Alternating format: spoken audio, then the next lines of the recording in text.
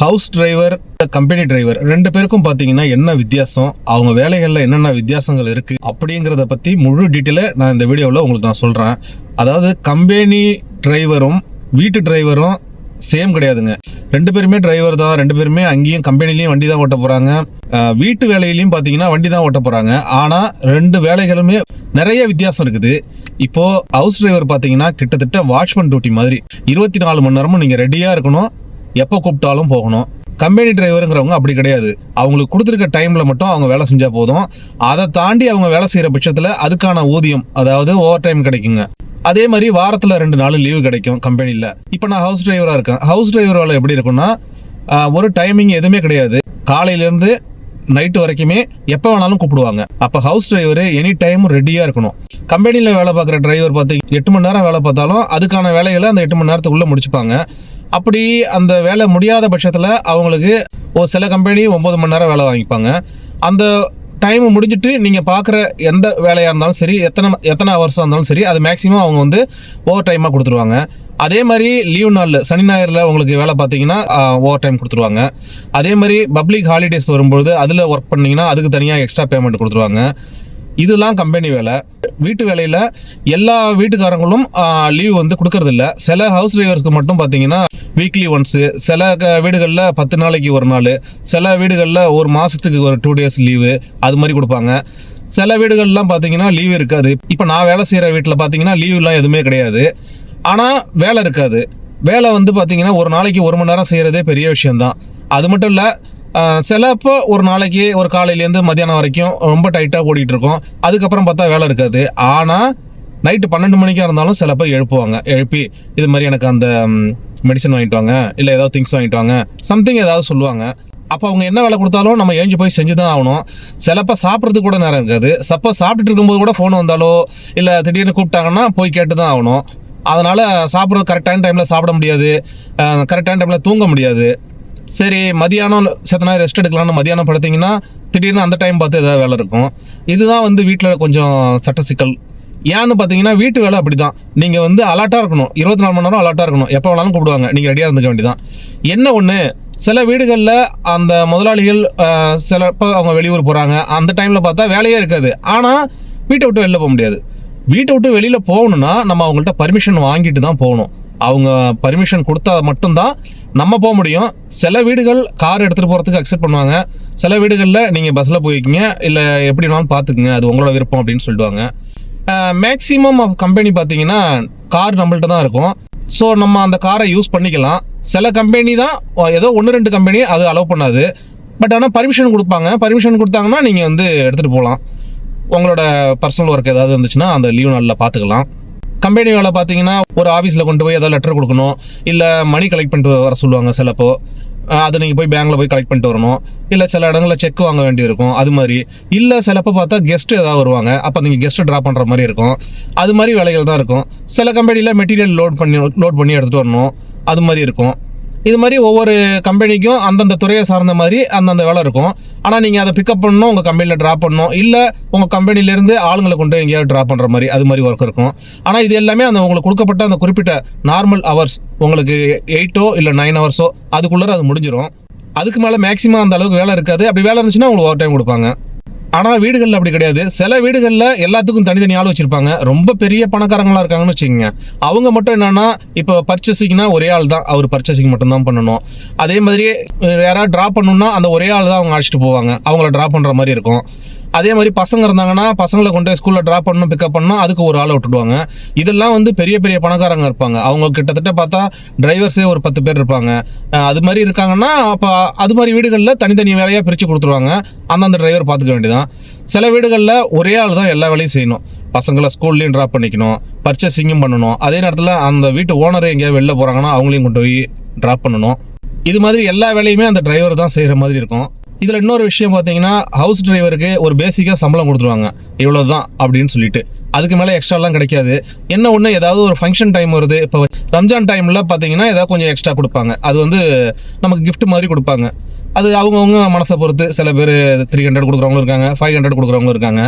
அதே கம்பெனினா அதெல்லாம் கிடைக்காது. நீங்கள் வேலை செஞ்சீங்களா, ஓகே, அதுக்கான ஊதியம். அதை தாண்டி நீங்கள் வேலை செஞ்சீங்கன்னா அதுக்கான ஓவர் டைம், அவ்வளோதான்.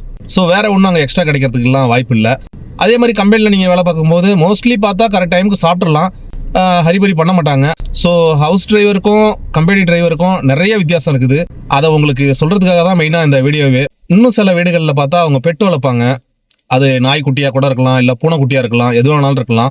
அதெல்லாம் பார்த்தீங்கன்னா நம்ம தான் கேர் பண்ணுற மாதிரி இருக்கும். சிலப்போ அவங்க வெளியில் வந்து க்ரோமிங்காக கொண்டு போகணும், அதெல்லாம் நம்ம பண்ணுற மாதிரி இருக்கும். அதுக்கு தனியாக டிரைவர் சில வீட்டில் வைப்பாங்க, சில வீட்டில் வந்து ஒரே ஆளே பண்ணுற மாதிரி இருக்கும். இப்போ எங்கள் வீட்டிலலாம் நானே தான் மேக்ஸிமம் பண்ணுவேன். நான் இங்கே ஊரில் இல்லாதப்ப வேறு டிரைவர் யாராவது பண்ணுவாங்க. மேக்ஸிமம் யாரும் கூடலாம் ஆள்லாம் அனுப்ப மாட்டாங்க. நம்மளை தான் அதை தூக்கிட்டு போகணும், கொண்டுட்டு போயிட்டு அங்கே கொடுக்கணும். அவங்க முடிஞ்ச உடனே க்ரோமிங்லாம் முடிஞ்ச உடனே திரும்ப நம்ம அழைச்சிட்டு வரணும். மேக்ஸிமம் வீடுகளில் ஃபுட்டு பிரச்சனை இருக்கவே இருக்காது. என்னன்னா, ஒன்று அவங்க சாப்பிட்ற சாப்பாடே நமக்கும் கிடைச்சிடும். அப்படி இல்லைன்னா அவங்க நம்ம சமைச்சு சாப்பிட்றதுக்கு தேவையான வசதிகளை அவங்க பண்ணி கொடுத்துருவாங்க. சில பேர் என்னோட நண்பர்களே நான் கேட்டிருக்கேன். அவங்க என்ன பண்ணுறாங்கன்னா, வசதிகள் எல்லாமே இருக்கும், அவங்களே திங்ஸ் வாங்கி அவங்களே சமைச்சு சாப்பிட்டுக்கணும். அது மாதிரி எல்லாம் இருக்குது. ஆனால் ரூமு வந்து கம்பல்சரி கொடுத்துருவாங்க. அது மேக்ஸிமம் வீட்டை சேர்ந்த மாதிரியே தான் இருக்கும். ரூமு ரொம்ப தூரத்தில் இருக்காது. ஏன்னா அப்போ தான் கூப்பிட்ட உடனே வர முடியும் அப்படிங்கிறதுனால. கம்பெனி டிரைவர்ஸில் பார்த்தா சில கம்பெனி ஃபுட்டு கொடுக்குது, சில கம்பெனி கொடுக்காத கம்பெனி அவங்களே ரூமில் ரெடி பண்ணி எடுத்துகிட்டு வந்துக்கணும். அது மாதிரி இருக்குது. ஆனால் வீட்டு வேலையில் கம்பல்சரி ஃபுட்டு கிடைச்சிடும். மேக்ஸிமம் பார்த்தீங்கன்னா எல்லா வீடுகள்லையுமே வீட்டு வேலைகளில் அவங்களே ஃபுட்டு கொடுத்துருவாங்க. வீட்டில் வேலை செய்கிற டிரைவர்ஸ்க்கு லீவு அப்படின்னு பார்த்தோம்னா உங்களுக்கு 2 வருஷத்துக்கு ஒரு நட கிடைக்கும். சம்டைம் அந்த பாஸ் நல்ல மாதிரியாக இருந்து அவருக்கு வேலை இல்லாத டைமில் சிலப்போ கொடுக்கலாம். சரிப்பா நீங்கள் வருஷத்துக்கு ஒரு நட போய்க்கிங்க அப்படின்னு கூட சொல்லலாம். இப்போ நான்லாம் பார்த்தீங்கன்னா கொஞ்ச நாளைக்கு, இப்போ ஒரு 2-3 வருஷத்துக்கு முன்னாடி நான் வருஷம் ஊருக்கு போயிட்டு இருந்தேன். ஏன்னா அப்போ வந்து எங்கள் பாஸோட பசங்க வந்து சின்ன பசங்க படிச்சுட்டு இருந்தாங்க. அப்போ அவங்களுக்கு இங்கே ஸ்கூல் லீவ் விடும்போது நீங்கள் ஊருக்கு போய்க்கிங்க அப்படிங்கிற மாதிரி என்ன சொன்னாங்க. அப்போ அவங்களுக்கு இங்கே கரெக்டாக ஸ்கூல் லீவ் விடும்போது நான் போயிடுவேன். அப்போ என்னோட தேவை அவங்களுக்கு இருக்காதுங்கிறதுனால அந்த டைமில் போக சொன்னாங்க. இப்போ என்ன ஆயிடுச்சுன்னா, அந்த பசங்க பெரிய பிள்ளைங்களாகி அவங்க வேற ஊரில் போய் படிக்க ஆரம்பிச்சிட்டாங்க. இப்போ அவங்க இந்த ஊரில் இல்லை அப்படிங்கிற பட்சத்தில் இப்போ என்ன சொல்லிட்டாங்க, வருஷத்துக்கு ஒரு நட போகக்கூடாது, 2 வருஷத்துக்கு ஒரு நட தான் நீங்கள் போகணும் அப்படிங்கிற மாதிரி சொல்லிட்டாங்க. ஆனால் கம்பெனியில் அது வந்து ரூல்ஸ் தான். கண்டிப்பாக வந்து நீங்கள் 2 வருஷத்துக்கு ஒரு நட தான் போய் ஆகணும். ஆனால் சில கம்பெனிகள் என்ன பண்ணுதுன்னா 6 மாதத்துக்கு ஒரு நட உங்களுக்கு 15 நாள் லீவ் கொடுத்துலாம் அனுப்புது. ஆனால் சிலப்போ அது வந்து வருஷத்துக்கு ஒரு நட டிக்கெட் கொடுக்கும். ஆனால் ஒரு 80% கம்பெனி பார்த்தீங்கன்னா 2 வருஷத்துக்கு ஒரு டிக்கெட் தான், அப் அண்ட் டவுன் ஒன்று தான் கொடுக்கும். வீடுகள்லையும் அதே தான். வீடுகள்லையும் 2 வருஷத்துக்கு ஒரு நட அப் அண்ட் டவுன் டிக்கெட் கொடுத்துருவாங்க. ஆனால் வீட்டு வேலையில் உங்களுக்கு செட்டில்மெண்ட் காசு அதெல்லாம் எதுவுமே கிடையாது. நீங்கள் போகும்போது ஊருக்கு போகிறோம், ஏதாவது ஜாமான் வாங்கிட்டு போட்டு ஓனராக பார்த்து 1000-2000 கொடுத்தா தான். ஆனால் வேற ஒன்றும் கிடைக்காது. ஆனால் கம்பெனியில் அப்படி கிடையாது. நீங்கள் கம்பெனியில் 2 வருஷம் வேலை செஞ்சாலே உங்களுக்கு செட்டில்மெண்ட் காசு வந்துடும், ப்ளஸ் 2 மாதம் லீவ் சேலரி கொடுத்துரும், ப்ளஸ் அவங்க டிக்கெட்டும் கொடுத்துருவாங்க. சில கம்பெனி செட்டில்மெண்ட் காசை 2 வருஷத்தில் கொடுத்து முடிச்சிடும். சில கம்பெனி நீங்கள் ஒரு 10 வருஷம் இருந்துட்டு போறீங்கன்னா 10 வருஷம் கழிச்சு தான் அந்த செட்டில்மெண்ட் காசு உங்களுக்கு கிடைக்கும். ஸோ அதுதான் உங்களுக்கு ஒரு பெனிஃபிட். அதாவது நம்ம ஊரில் இப்போ கவர்மெண்ட் வேலையெல்லாம் இருக்காங்கல்ல, ரிட்டையர்மெண்ட் முடிஞ்சிட்டு அவங்க ஒரு பென்ஷனோட போகிறாங்கல்ல, அதே மாதிரி தான் இங்கேயும் வந்து நம்ம ஒரு 10 வருஷமோ 20 வருஷமோ இருந்துட்டு போனோம்னா அந்த அமௌண்ட் நமக்கு பெரிய உதவியாக இருக்கும். அந்தந்த மாதம் சம்பளம் வாங்குறது அந்தந்த மாதம் மேக்ஸிமம் காலி ஆகிடும். அது எந்த இடத்துல வேலை பார்த்தாலும் சரி. ஏன்னா எல்லாரும் ஒரு பண தேவையோட தானே இங்கே இருக்கும். வீட்டு வேலையில் உங்களை ரொம்ப அவசரம்லாம் படுத்த மாட்டாங்க. இந்த வேலைன்னு சொல்லிடுவாங்க, நீங்கள் ஃப்ரீயாக செய்யலாம். கூடுமான வரைக்கும் வீடுகளில் யூனிஃபார்ம் கிடையாது. நீங்கள் வந்து அன்யூனிஃபார்ம் போட்டுக்க வேண்டியதான். உங்களுக்கு பிடிச்ச ட்ரெஸ்ஸை நீங்கள் போட்டுக்கலாம். ஆனால் ஒரு சில வீடுகளில் மட்டும் யூனிஃபார்ம் கொடுப்பாங்க. கம்பெனியில் மேக்ஸிமம் யூனிஃபார்ம் கொடுத்துருவாங்க. யூனிஃபார்ம் தான் நீங்கள் போட்டுக்கணும். ஆனால் யூனிஃபார்ம் போடுறதுல ஒரு நல்ல விஷயம் என்னென்னா, நம்ம அன்யூனிஃபார்ம் போடுறோம்ல, அது வந்து நமக்கு கம்மியாயிடும். கம்மியாயிடுச்சுன்னா உங்களுக்கு யூனிஃபார்மை வச்சே நீங்கள் வருஷம் ஃபுல்லாக ஓட்டிடலாம். அப்போ உங்களுக்கு ஒரு 3-4 செட்டு இருந்துச்சுனாலே போதும் அன்யூனிஃபார்ம், அதை வச்சு நீங்கள் ஓட்டிடலாம். ஆனால் வீட்டில் வேலை செய்யும்போது நீங்கள் வந்து எப்படியும் ஒரு 10-15 செட்டாவது அன்யூனிஃபார்ம் வச்சிருக்கணும். அப்போ தான் உங்களுக்கு ஒவ்வொரு நாளைக்கும் ஒவ்வொரு ட்ரெஸ்ஸுங்கிற மாதிரி அப்படி மாறி மாறி போயிட்டு இருக்கும். ஆனால் கம்பெனியில் நீங்கள் வேலை பார்க்கும்பொழுது உங்களுக்கு நிறைய கான்டாக்ட் கிடைக்கும். ஏன்னா கம்பெனியில் வேலை செய்கிற அந்த ஆளுங்களாக இருக்கட்டும், நீங்கள் உங்கள் கம்பெனி மூலயமா வெளியில் போய் அங்கே உங்களுக்கு கிடைக்கிற பழக்க வழக்கங்கள் அது மாதிரி உங்களுக்கு நிறைய கான்டாக்ட் கிடைக்கும். என்ன ஒன்று, வீடுகளில் வேலை செய்யும் போது அந்த அளவுக்கு கான்டாக்ட் இருக்காது. ஏன்னா மேக்ஸிமம் டிராப்பு பிக்கப்பு அது மாதிரி தான் இருக்கும். நீங்கள் போய் எங்கேயாவது இறக்கி விட்றீங்களா, இல்லை ஜாமான் ஏற்றுறீங்களா, வரீங்களா, அது மாதிரி தான் இருக்கும். அதனால அந்த அளவுக்கு கான்டாக்ட் கிடைக்கிறது கொஞ்சம் கம்மி. அதே மாதிரி வெளியில் என்ன நடக்குதுன்னே மேக்ஸிமம் தெரியாது. நம்மளோட பொழுதுபோக்குன்னு பார்த்தா ஒரு 4 செவத்துக்குள்ளேயே தான் இருந்துரும். கம்பெனியில் அப்படி கிடையாது. ஏன்னா பல பேர்களை பார்ப்போம், பல இடங்களுக்கு போவோம், வித்தியாசமான மனிதர்களை பார்க்கலாம். அப்போ நிறைய நமக்கு அனுபவம் கிடைக்கும். ஸோ அவ்வளவுதான் கைஸ், வீட்டு வேலை பார்க்குறவங்களுக்கும் கம்பெனி வேலை பார்க்குறவங்களுக்கும் உள்ள வித்தியாசம். ஸோ நீங்கள் கம்பெனி வேலையோ வீட்டு வேலையோ பார்க்குறீங்க, இல்லை கம்பெனி வேலை பார்த்துட்டு எனக்கு வீட்டு வேலை தான் பிடிக்கும் அப்படின்னா கண்டிப்பாக இந்த வீடியோவை பற்றிய கருத்துக்களை கமெண்ட் பண்ணுங்கள். ஸோ நம்மளும் தெரிஞ்சுப்போம். ஏன்னா சில பேருக்கு கம்பெனி வேலை பார்க்குறவங்களுக்கு நம்ம வீட்டு வேலை பார்த்தா நமக்கு சந்தோஷம், அங்கே போனோம்னா ஒரு இடத்துல உட்காந்தானே இருக்கும் அப்படின்னு கூட நினைக்கலாம்.